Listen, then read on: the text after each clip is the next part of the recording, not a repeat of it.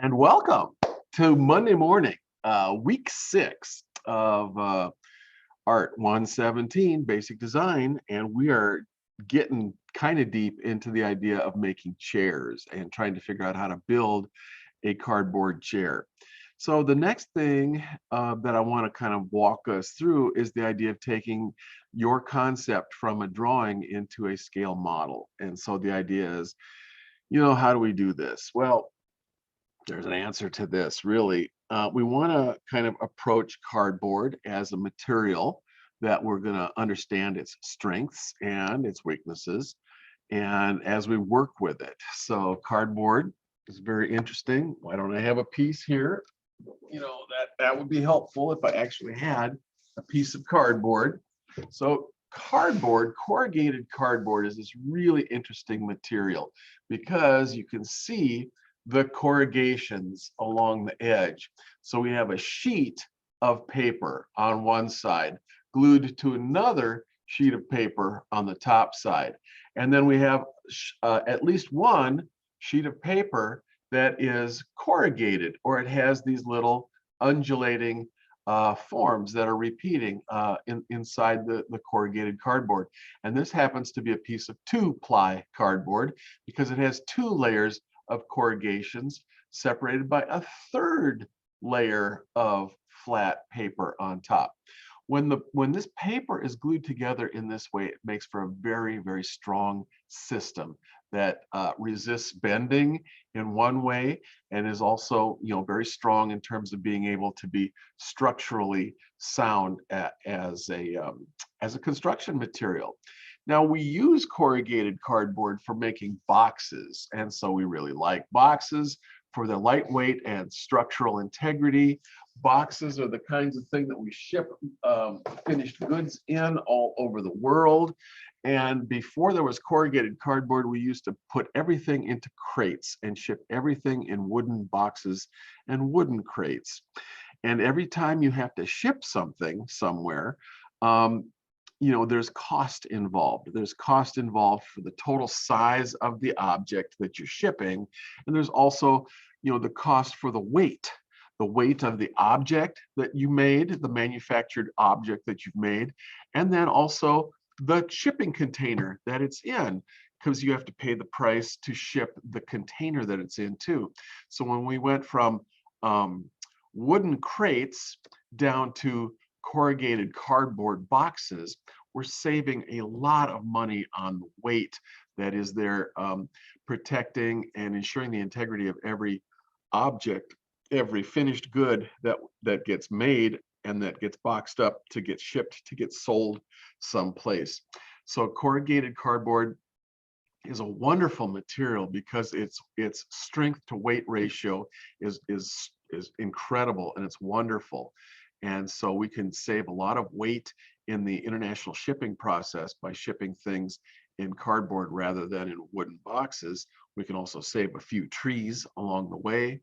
Corrugated cardboard is also completely and totally recyclable as a material. So it's a paper product that's made out of wood pulp fibers, and it can totally be dissolved back down and reduced back down to a wood pulp paper slurry and then recreated back into paper again. It's a renewable resource. It's a recyclable resource. I'm a big, huge fan of things like corrugated cardboard.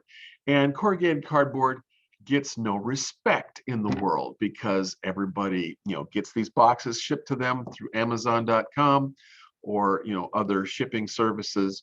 And, it gets no love. We get our product delivered by UPS or the mail, and we tear into the box and we get our product and we throw out the box or recycle the box. So corrugated cardboard is the unsung hero of the modern economy, the modern world trade economy as we have created it, here in the 21st century. But corrugated cardboard can do so many more things than just be a box. And yet we have to understand how to create cardboard boxes, how they're actually designed and constructed and folded together. and how we fold together cardboard boxes, even with tabs that allow us to glue pieces together and fold pieces together and then glue the tabs together to create the cardboard box. Once we're doing that, then we can understand how to, make our cardboard chairs, which would be wonderful. FedEx tells me I'm getting a shipment today. So I'm getting a cardboard box in the mail today. Thank you, FedEx. So I wanted to turn to the idea of making a cardboard chair and talk about this a little bit. I'm going to do that by shifting to the bird's eye cam so that we can kind of look at my workspace together. And let's see, which one of these cameras have I done? I've done the wrong cam. So there's the finished product that we're going to be shooting for. And here is the tabletop that we want to work off of. So I've asked you guys to do some drawing and some figuring of this stuff. I guess I've got to bring my camera back over to the middle of my space so we can see what I'm working on here. So originally, I was talking about the isometric projection so that people who have no artistic background whatsoever can start to understand how art works, basically, and how the side view of an object, like a chair, can be synthesized or combined with the front view of a chair and the top view of a chair, and bring all of these three views together into the isometric view of the chair, where we are combining the sides and the fronts and the top surfaces, so that from this angled view from a corner, we can kind of see synthesized together side, front, and top view into that chair concept. So I'm asking you to kind of go through this process as you are working on your idea of a cardboard chair. And this isometric projection that you have drawn may not be exactly the forms or proportions of the final chair that you're going to make, but it's nice to go through this to kind of understand this as a concept, this as a process, the isometric projection. I was also asking you guys to do the chair proportions and measurements so that you could actually walk up to a real live chair someplace in a lobby, someplace, perhaps the library, Eden Hall lobby, or in your parents' living room. You've got a chair someplace that you can actually make some measurements off of. So we want to see and understand what those measurements of that chair might be, and to kind of throw it into an isometric drawing so that we can sort of see how the front of the chair and its measurements are going to relate to the side of the chair and all of its measurements and proportions, and how that relates to kind of like the back of the chair and how tall the back is and all of that. And we get to see what the top surfaces of the arms of the chair and the back of the chair are, if you're going to put arms on the back of your chair. So this is where we've come to today. So how do you actually go about making some of these elements or objects? I'm going to talk about cardboard box design just a little bit as I make a cardboard box. What I'm going to make, I guess, first is the back of the chair. And I could do that. Actually, what I did before class is I drew out the plan for the back of the chair. I think what I'm going to do for you guys is draw out the plan for the seat of the chair as a separate seat element. We're going to cut that out and glue it together. Then I'm going to cut out the thing that I've already got for the back of the chair, cut that out and glue it together. And then we're going to glue those two elements together. Hopefully by the end of the day, we are going to be halfway to having this chair model built for us. So let's try that out. I've got this drawn, and I'm just going to come over here to a brand new piece of paper and think about this for a minute. I've got the 17-inch chair height and 17 inches on my lovely little calculator here. Let's see if I take 17 and divide it by 12, because I'm doing this from inches to inches or inches to feet here. So I'm doing a 1 to 12 chair. So I'm dividing my 17 inches by 12 to get 1.4 inches. So my box height for my model chair is going to be about 1.4 inches high. 1.4 is really hard to do in English. So I'm gonna kind of scale that up to 1.5, and I'm probably going to have to start in the middle somewhere of my paper here. No, I'm going to probably turn my paper like this the long way, and I'm going to go 1 point. I'm going to make a line. I'm going to make a line kind of like this. Yay. And I'm going to try to go about from here. I'm going to make a point here somewhere in the middle of my line and go 1.5 inches this way. That's going to be the height of my seat right there.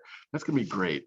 My seat width is 21 inches. That's really close to 24 inches. I'm just going to call that 2 feet. 24 inches equals, 2. In parentheses, is going to be 2 inches wide. So my width is going to be 2 inches. And I'm going to start to lay this out for us here. So from here over to here is going to be 2 inches. And I'm going to do this somewhere up here, coming on over 2 inches. And somewhere out here, down here, I'm going to come over 2 inches so that I can try to connect all these dots together and get a line that is parallel to the first line that I drew. So I've got 2 inches that I'm working with. So this whole thing, this whole strip here is going to be 2 inches wide, and that's kind of like the width of my seat right now. So if I'm going to make my seat height 1.5 inches tall, I'm going to make this seat, this other thing right here, 1.5 inches. And so I'm going to mark it 1.5 inches. Sorry, that didn't come out right. Check that. 1.5 inches is supposed to be about right there. Let's try that. Is that more better? That's more better. Okay, 1.5 inches. So this is the front of my seat. Now, if I'm working with a cardboard box, and I really should have actually taken a cardboard box apart so that I can show you how cardboard boxes fold together and come apart. But really, you get the idea. There's going to be a hinge, there's going to be a fold right here, and then this is going to be the seat of my cardboard box.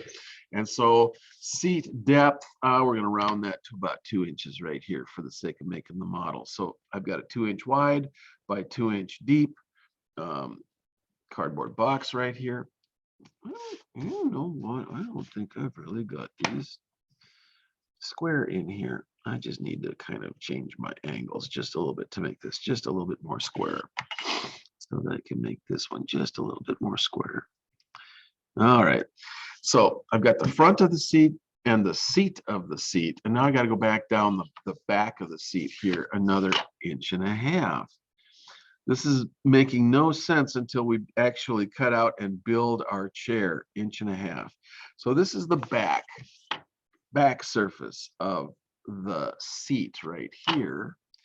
Now we're going to need some sides for this seat. And the sides are going to be as wide as the seat. They're going to come out from the seat sideways, and the sides of the seat are going to be the same height as the front of the seat. So that's going to be 1.5 inches. So I'm going to come out here 1.5 inches and make a tick mark. And I'm probably going to go out the other side of the seat, coming this direction this way, and I'm going to go out 1 inch plus 1/2 and make a tick mark. I'm going to do that a couple more times, and then all will start to will be like revealed here in just a minute. So there's one, and I'm coming out 1.5 inches, and there's a tick mark. Okay, and so I'm gonna join these two together at 2 inches, and these two get joined together at 2 inches. And suddenly this is starting to look like the unfolded cardboard box that you might have had to take apart for recycling all, your whole entire life. I've got the front and the back of my seat, and then I've got the seat, which is the top of my box. And I've got two sides here, one side and one side are the sides of my box.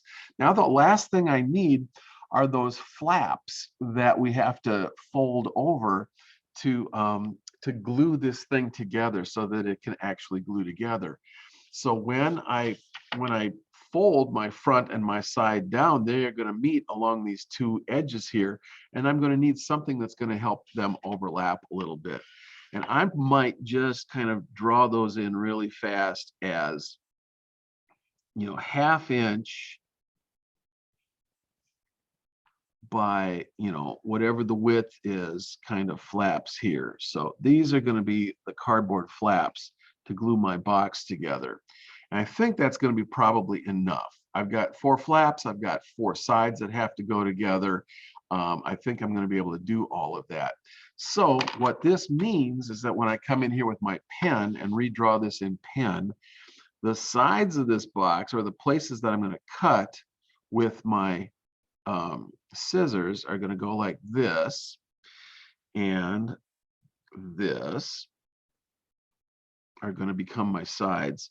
This is going to be my tab, and I might even have to make this little bit of a relief cut right here so that my tab doesn't get in its own way as I fold my object together, because cardboard and even mat board or cardstock has a real thickness to it. So because it's a real object with real thickness, sometimes we have to make relief cuts. Are you kidding me? Oh.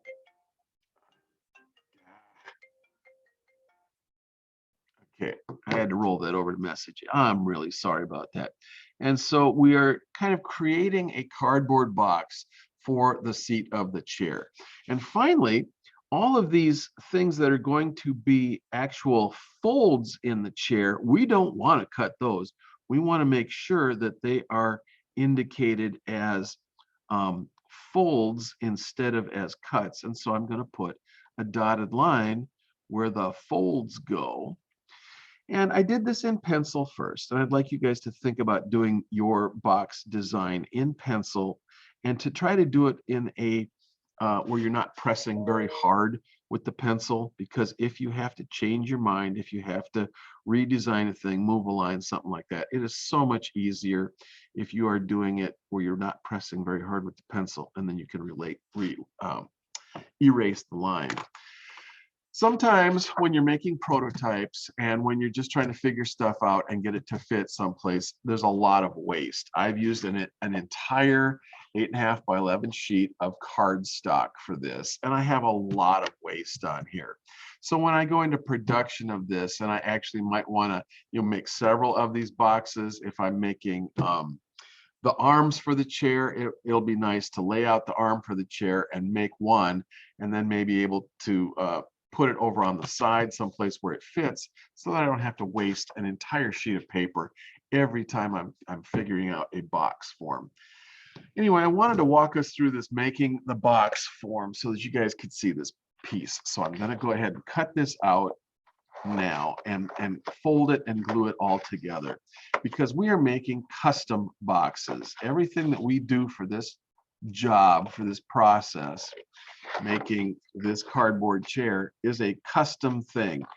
There's no box that's ever been created that's exactly the size of the box that you're going to be making, or the contours or whatever. And so we're kind of going to cut all of that stuff out. I'm going to cut around the major parts of my box form, and then we're going to fold the box up. If anybody has done this boring thing in high school before and made boxes to make modules, to make some kind of a modular system, why don't you go ahead and unmute your mic and pipe right up and tell me about your terrible high school process that you had to go through to make something modular in high school out of cardboard. And if nobody had to do this in high school, then it's not such a horrible thing after all. We're not necessarily recapitulating something that you've already done in high school, and that is so boring, Mr. Fritz. I don't want to try to do that again because I've already done it in high school. I did this in elementary school. Oh, you're killing me. Oh. When we made the little square boxes to learn how to make shapes and stuff. Yeah. So I kind of know how to do this in because of elementary school, and then we had to repeat it in middle school. So you are killing me. Okay. Yeah. But okay, so you were making geometric forms then in like math class or something? And no, it was an art class. It was an art class. And so, and were you making like geometric forms, geometric solids, like cubes and rectangular solids and pyramids and that kind of stuff? Yeah. Okay, good, fantastic. So I've got the piece of paper that my box form came out of. Hooray. And now I've got the actual pattern for the box seat. And so I'm going to start folding this on the the dotted lines, and assembling this together. And yay, we've got something. And so this kind of helps just kind of walk us through the complexity that is a cardboard box, and then gets us into the being able to see it and understand it three-dimensionally, which is good. And then because we're going to make the model, and then we're going to go from the model to the life-size thing. And so we're taking all of these kind of baby steps in the design process to get us from idea through prototype to or model making, I guess, to the prototype. And just like we did with the mask. So I've got this thing, well, okay, I'm on camera now. So I've got this thing all folded up. And so if I can I'm going to put my tabs on the inside because I want my object to be clean on the outside. So all of the tabs that are gluing surfaces, basically, that kind of unify the thing together, are going to go on the inside surfaces here. And so with a little glue stick, I'm just going to blast this one out really fast for us, and you guys are going to just be so amazed, and you're going to say, oh gosh, Mr. Fritz, that's so wonderful. I love that. How do I do that? Can I do that at home? Can I do one for my kid sister? And it'll be great. So once again, we're going to put all this together, and then we're going to bring the tabs together and just glue the tab to the inside surface of the edge. Bring this tab in, glue it along this inside corner, and try to make it fit nicely. Bring this tab in, and again, press and fit. This is a lot easier than sewing. And I've got one more with a little extra piece, and a little extra piece just because extra stuff is good. So we're going to glue this stuff together. So this basically is my seat form, the form that I would use for the seat of my chair. And so I've got front indicated, I've got the seat indicated, side and back indicated. So I know how this thing sits three-dimensionally in space, and how I can build my other modules and then glue my other modules to this, and suddenly, voila, I have a rather complicated system of modules that all fit together to make the chair. So I've made the seat, and before you guys were here, I kind of tried to lay something like this for the back out, and so I'm going to play with the back now. And all I'm going to do is try to draw the lines just a little bit more sharply in ink so that you guys can see it. So this is supposed to kind of go like this. And let's see. This was supposed to be dot, dot, dot, dot, dot, dot, dot, dot, dot, dot, dot, dot, dot, dot. And I'm trying to figure out, because I haven't quite figured them out yet, where the folds and where, if any slots are going to happen, slots are going to happen. If any of you guys are working still with the idea of doing a slot into tab into slot kind of a chair, let me know. I'm really interested if you are, if that appeals to your sensibilities and your aesthetic sense. And if you are interested in making something that's modular, let me know. I think that I have probably, messed you guys up quite a bit, in terms of my opinion about tab in slot chair or cross slotted chair designs and forms. I mean, they were fun, and I really understand doing them as an exercise, and they have their place, but they don't appeal to my aesthetic sense, which who cares about me? So anyway, I'm going to cut this thing out real quick here. I'm just going to cut this thing out. Again, this is cardstock, And I can put some cardstock out for you guys to pick up if you want to get a couple pieces of cardstock to make your thing out of. You can also just make this out of manila file folders. So if you guys still have such an old-fashioned concept as folders, let's see, did I make my provisions for all of my stuff here? I can't remember. I'm going to see if I screw this up, because I'm talking and I'm cutting at the same time. So here we go. If you have something as ancient in your life as file cabinets containing file folders, which contain paper files, those manila colored file folders are a little bit heavier than this cardstock, and they would be wonderful for this. They would be awesome for this. So I am trying to figure out here. Okay, so where am I with this? Okay, I think this is a hard edge here that I have to cut here, and this is a hard cut that I have to make here. I think. Or maybe I'm just going to do, I don't know, I can't remember. Gosh. All right. And this over here. Anyway, let's see. I know that for most of this, I was just going to fold this all the way around, and I've got an extra tab over here.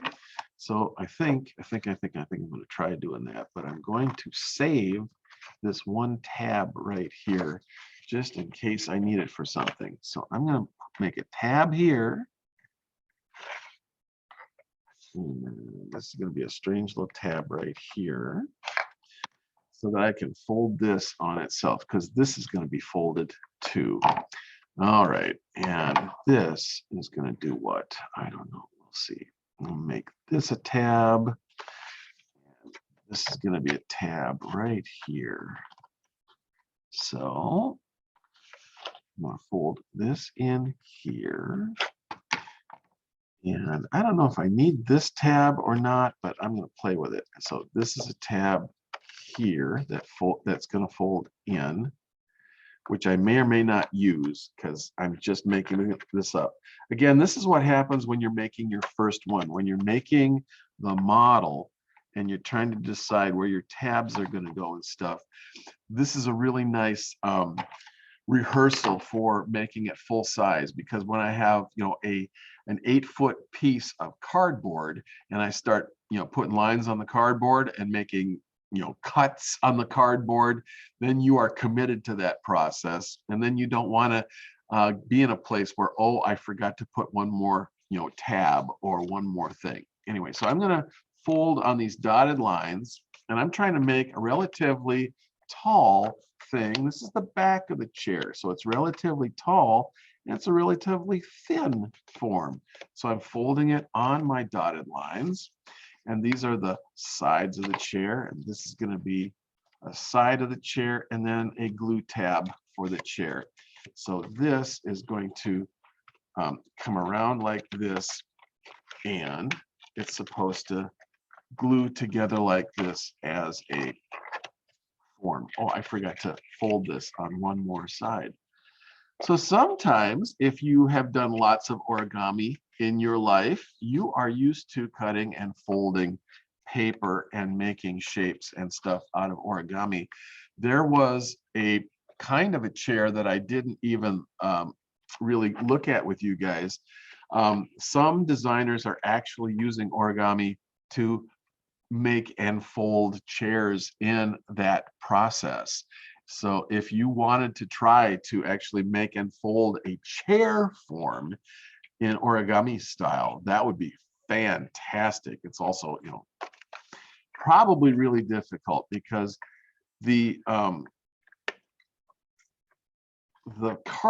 corrugated cardboard is really hard to work with because of the corrugations. We have to kind of pre-fold the cardboard where we want it to be folded.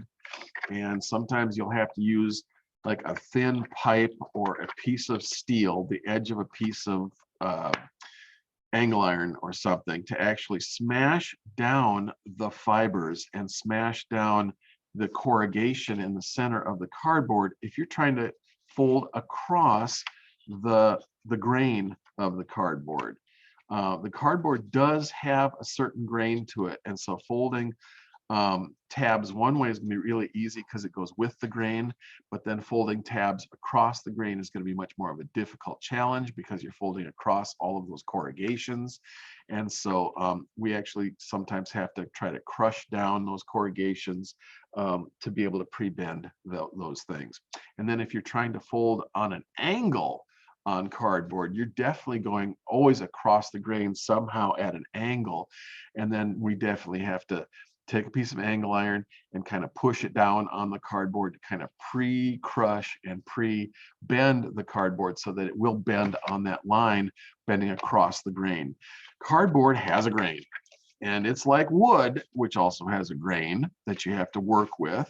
Woodworkers have to, learn how to work with wood so that we don't split the wood, and so that we cut the wood, and so that it works along the biases and the strengths of the wood, because wood has a built-in grain structure to it that also creates strength going one way and kind of weakness going in the other direction.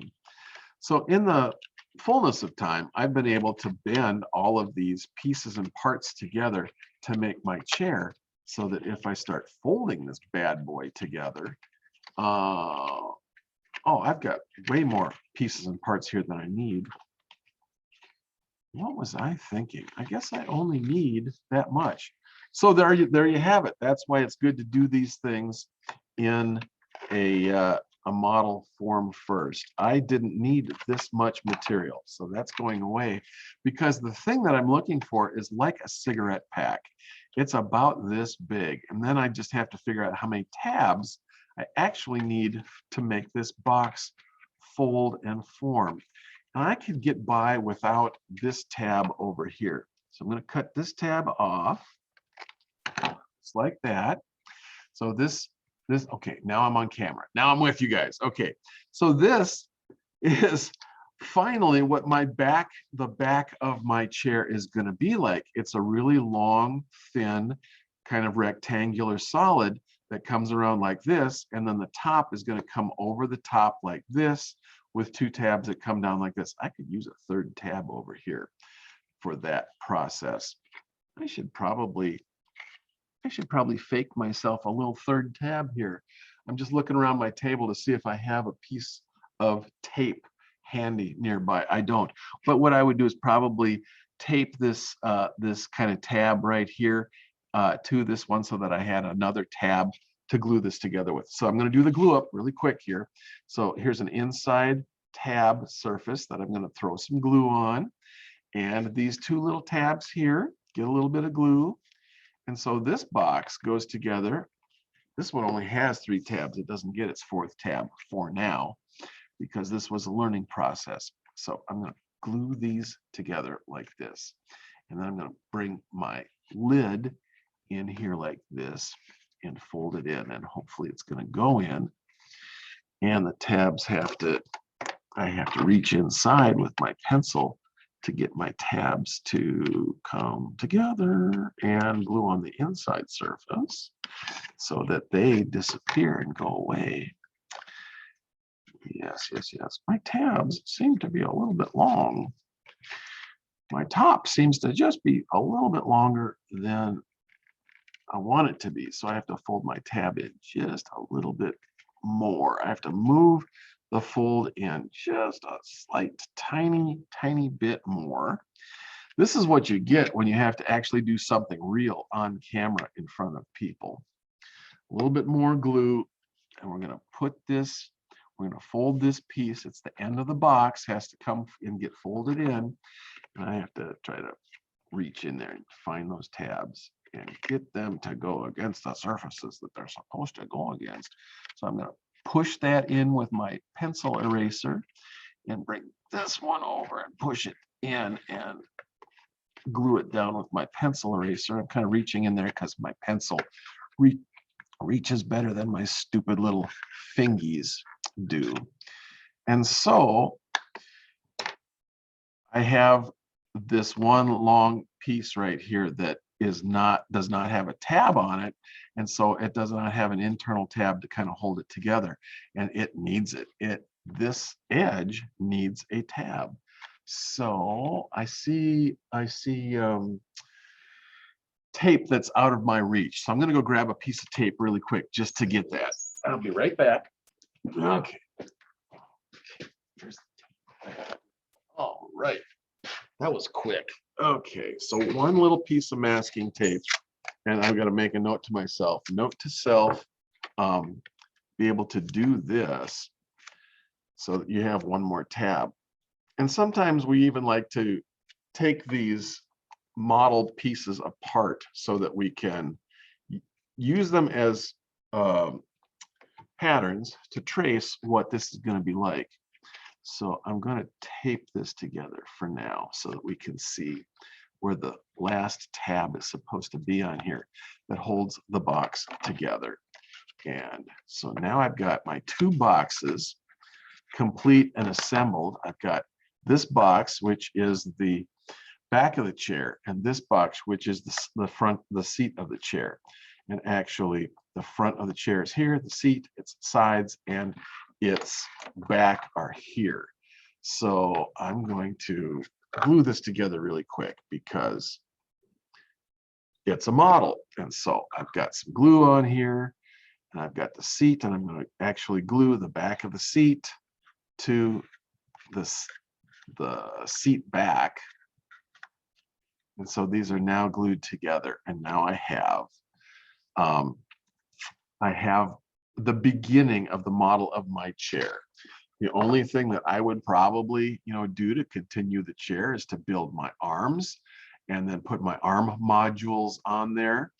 And one thing that you can see that I have not made a provision for is the idea of an angle for the back of my chair.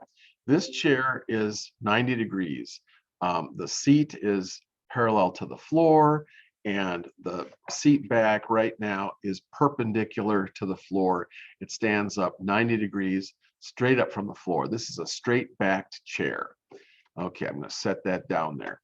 This chair is not straight backed. This chair has a raked angle to the back of the chair of about 15 degrees because all of my modules had a larger, well, I started off with a seat that was 2 inches by 2 inches by 2 inches, but the bottom of the seat is 1.5 inches, 1.5 inches, 1.5 inches. So this is a trapezoidal form that is trapezoidal on all four sides. And so the arms stick out at 15-degree angle. The front of it is angled at a 15-degree angle. And the back of it, where the seat back attaches to the seat, is raked at a 15-degree angle.